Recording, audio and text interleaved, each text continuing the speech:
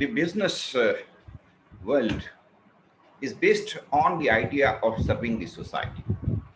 You serve the needs of the society, therefore, it is your task to understand what the society really needs. Whatever business is there, every business is in some form of other a service to society.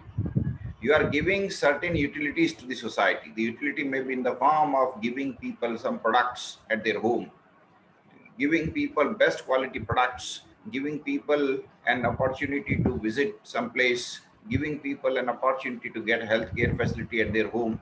These are all services. We give the name business because it keeps us busy. This is how people keep busy. People help each other, and this is how the rotation of money takes place. An ideal form of Gram Swaraj was what Gandhiji visualized was that the money should rotate within the village. If a person needs milk, he can go to milkman, collect milk. He needs cloth, he can go to somebody within the village who is preparing cloths. Somebody who needs shoes, he can go to the chamars, who were our traditionally the artists, the artisans involved in preparing leather goods. So they could collect from him. Somebody who wanted a jewelry could go to a Sony or goldsmith, or the people who were engaged in preparing beautiful jewelry. These arts were very, very highly developed. They were all small artisans. They were all small entrepreneurs. They were able to engage into businesses, and this is how the money was rotating within village. If the money is rotating within village, there is no problem. But problem comes when the money is going out of the village and not returning back. Then what happens? Then the people start suffering. But that is what happened after Gandhiji. Gandhiji did not want this thing, but this is what happened in our country. What happened? We are, in a way, directly or indirectly, teaching our younger generation to adopt particular brand for particular thing. They will buy only a particular product which is from a particular brand. Directly, indirectly, we are giving a message. What is the result?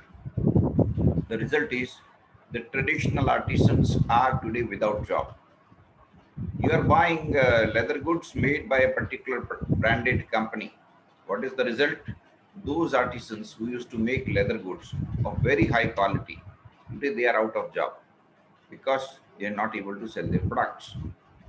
You are buying a particular chocolate made by a particular company. What is the result? Those great artisans who have for thousands of years developed the art of preparing a particular sweet, their product is not sold. They're out of job. That's why wherever I go, I request people that if you're going to the market to buy a branded chocolate, instead of that, why don't you buy Byawar Til Papdi? Then they ask me why. Then I tell them, if you will not buy chocolate, it will not make much difference to the company which is manufacturing chocolate, because that's a huge company that is selling all over the world. But if you will not buy the Til Papdi made by that Byawar artist, Byawar Til Papdi, that artisan will lose his job. He will not be able to earn bread and butter. He will become a beggar. He doesn't know anything else. And it is our fortune that he has such a great art in his hands. So if you will buy Byawar Til Papdi, you will be able to preserve a great art, a heritage. You will be able to support a livelihood. You will not create beggars in our country. The large number of beggars in our country is due to our own mentality. We don't buy products from small artisans. We don't buy products from small entrepreneurs, which we should do, because our country is not like developed country of United States or Germany, where population is very small.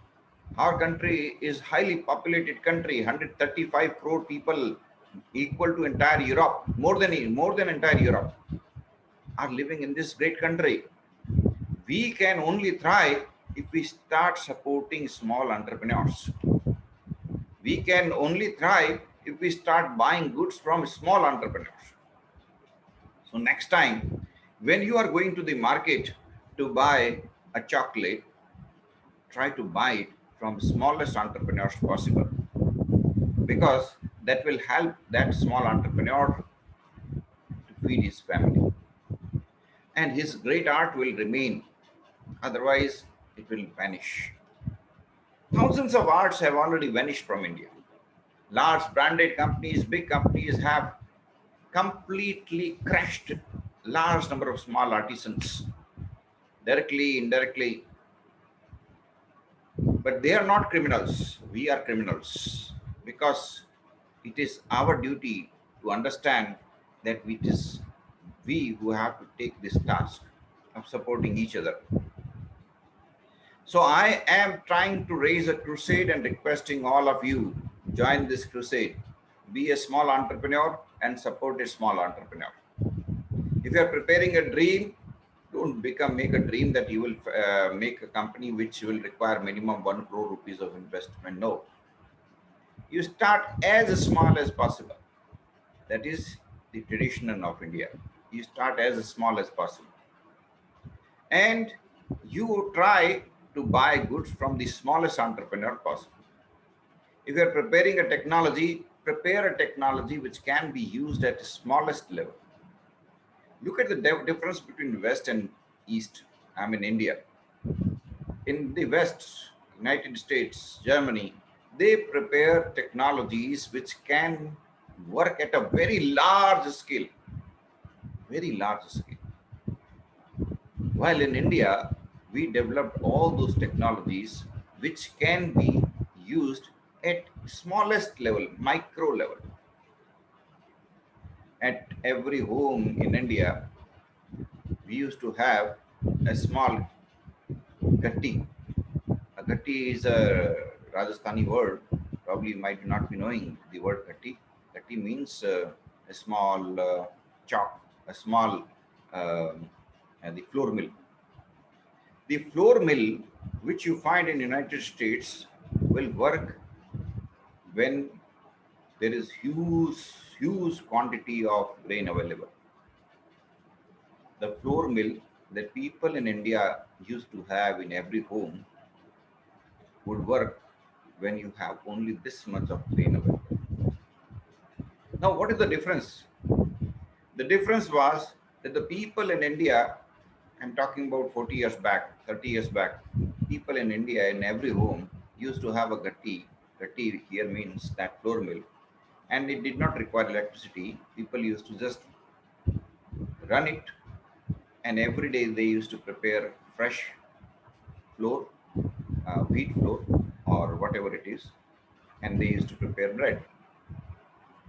That used to be good for health, hygienic, that used to involve some physical exercise, that used to enable the ladies to, show their creativity. So many advantages. The gatti used to cost very little. There were no maintenance costs. There was no electricity cost required. Everybody could do it at their own home.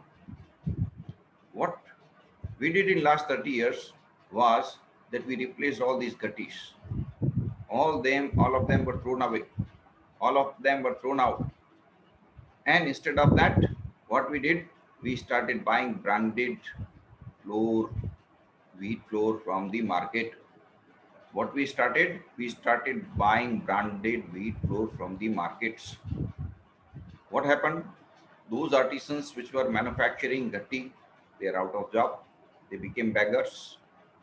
There were large number of other artisans who were involved in this process. All of them became beggars. The quality of wheat, the quality of bread prepared from this gatti used to be 100 times better than what you are getting today. So what is the result? People are today having lower health system. Their immunity is reduced. Their health system is reduced. This is just one example. There are thousands of such examples. We have to open our eyes. We have to share these examples with our friends, with our relatives, with everybody around. How we are ruining our economy, how we are ruining our ecosystem, how we are converting our small entrepreneurs into beggars. We must understand these things and we must share these things. We require enlightenment. You see, today more than 75% people of our country are literate, and we have large number of PhD holders, pretty large number of postgraduates. Means lakhs of people are able to understand all these things, but the situation is worse. There is lack of intellectual insight. Rather than this, we had more intellectual peoples 100 years back. Yes, in 1905, we had more number of intellectuals than what we have today. We did not have postgraduates at that time. We did not have doctorates in our country at that time, but we had more intellectual people. How can I prove it? I can prove it because at that time we had Swadeshi movement. People at that time were able to convince Indians, look, if you will buy a product made by your neighbor, you will support him.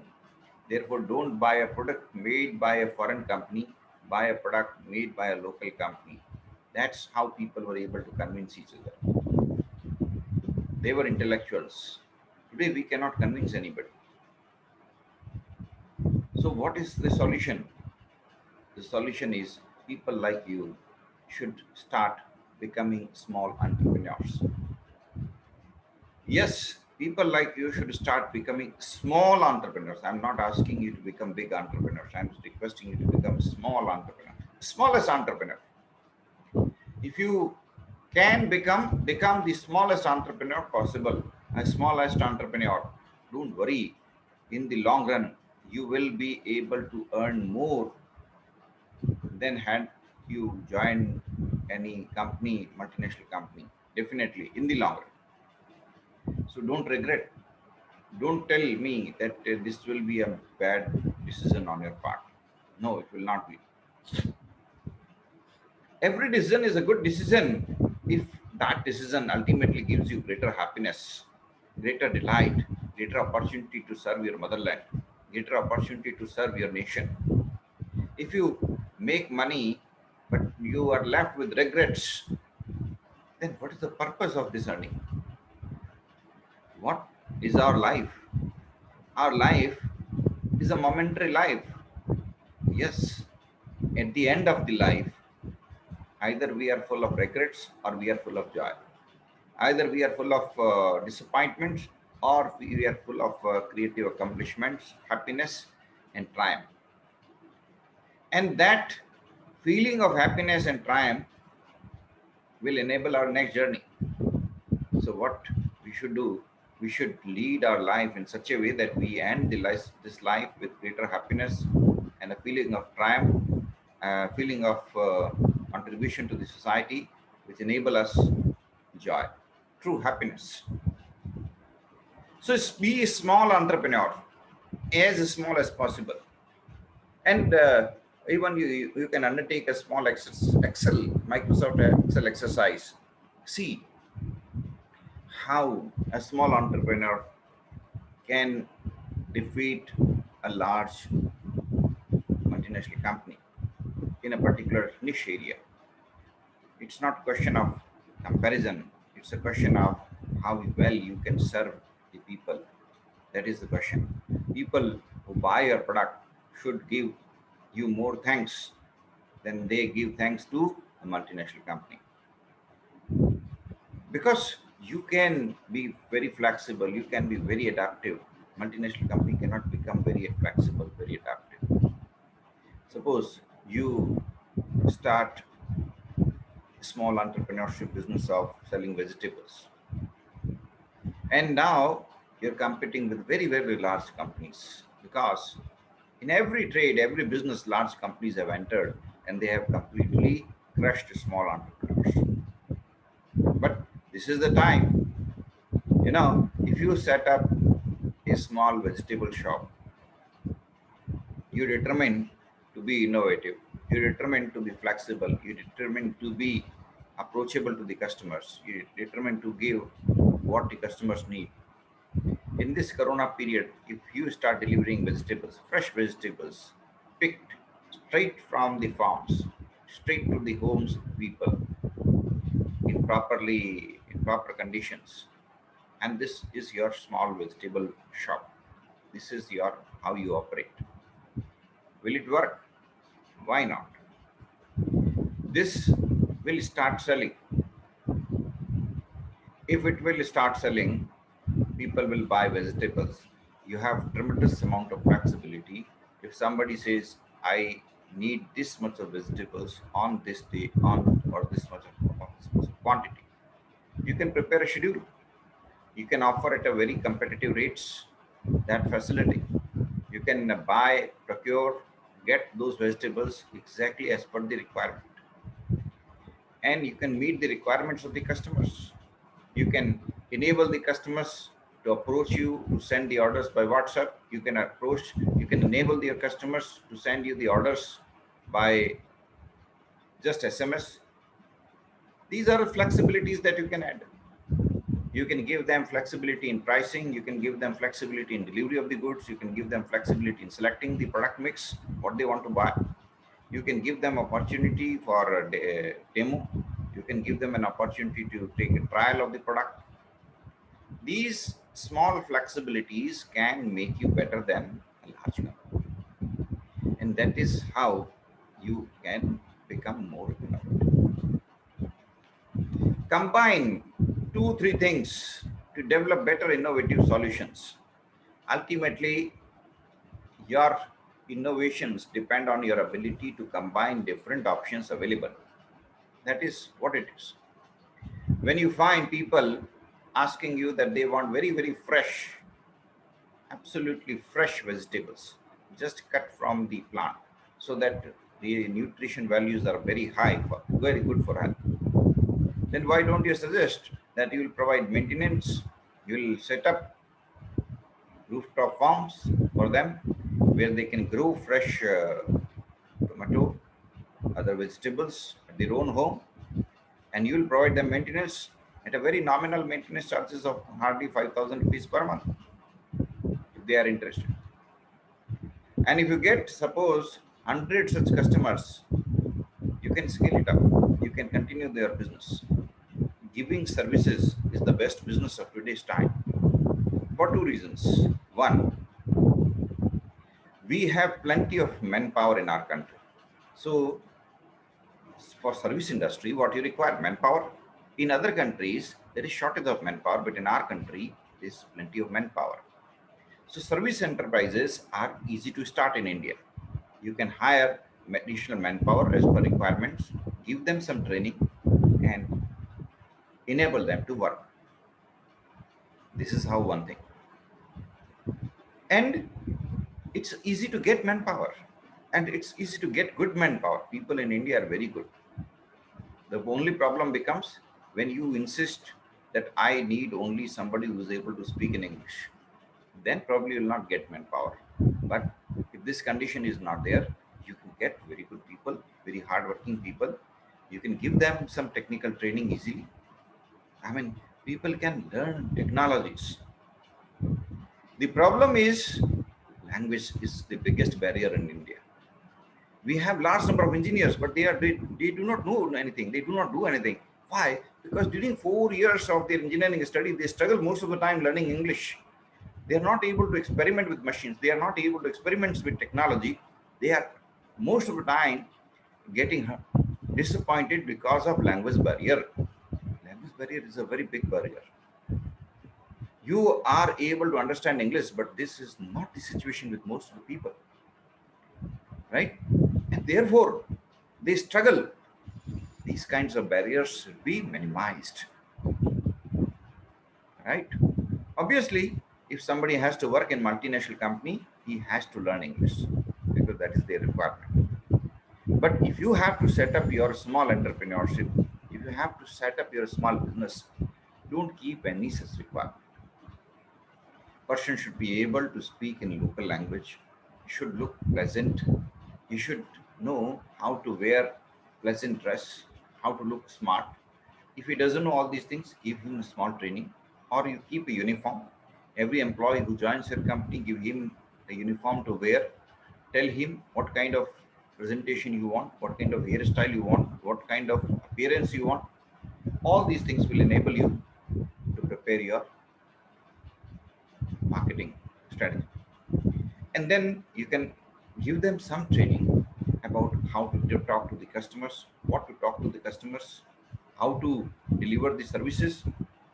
Services business can tremendously thrive in India because if you offer any services in India, you can charge premium prices and still you can incur minimum costs. Costs are low, prices are premium. The difference between them is huge, and there is huge margin. And this margin will enable you to earn money for yourself and for next business expansions. You should become serial entrepreneur. A serial entrepreneur is somebody who is starting one after another business, one after another business, one after another business. So we wish all of you to become serial entrepreneurs, but when you become a serial entrepreneur, the entrepreneurship becomes joy for you, becomes fun for you. You start loving it.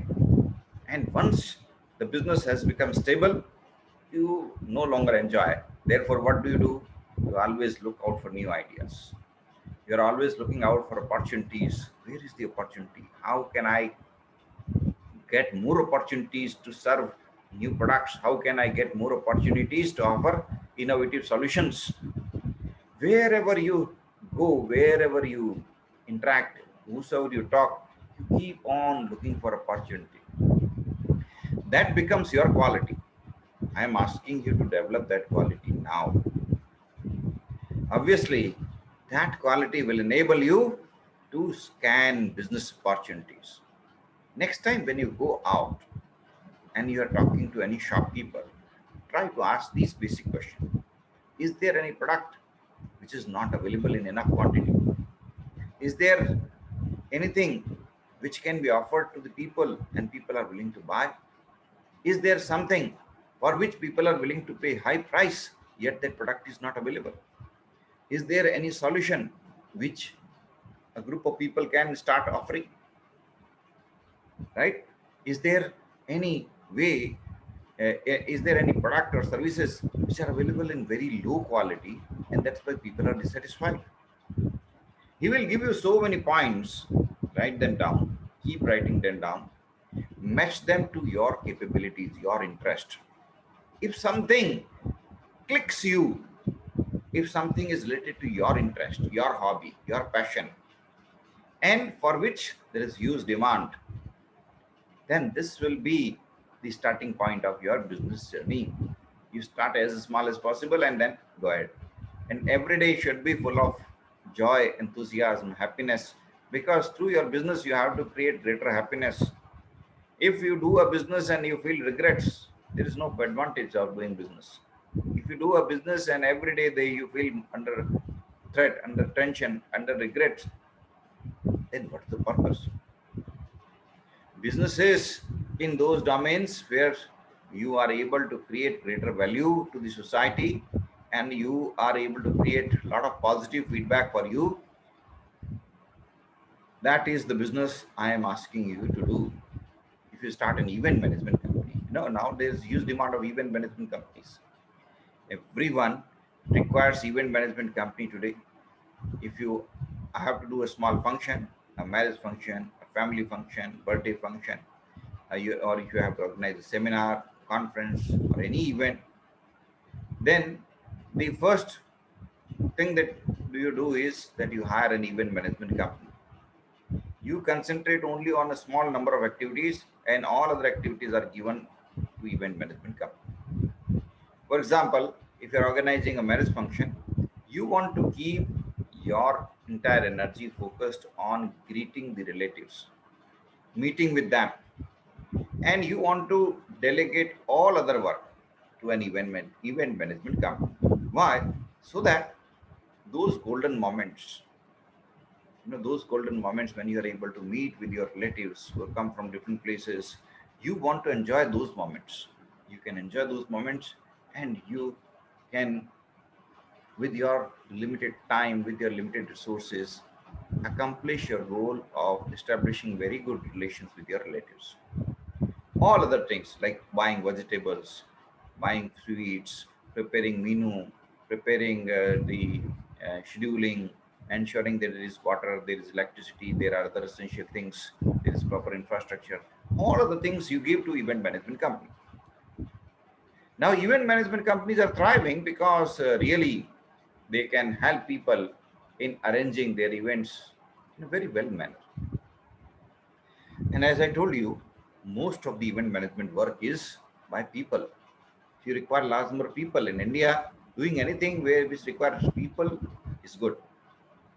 But the problem comes if you don't train people. You have to train people, enable them to understand what is to be done, how it is to be done, and thereafter you can deliver outstanding services. So next time, become more vigilant in searching business opportunity. Identify business opportunity. Prepare a business plan. Start preparing a business plan. When your business plan is ready, tell me your business plan is ready.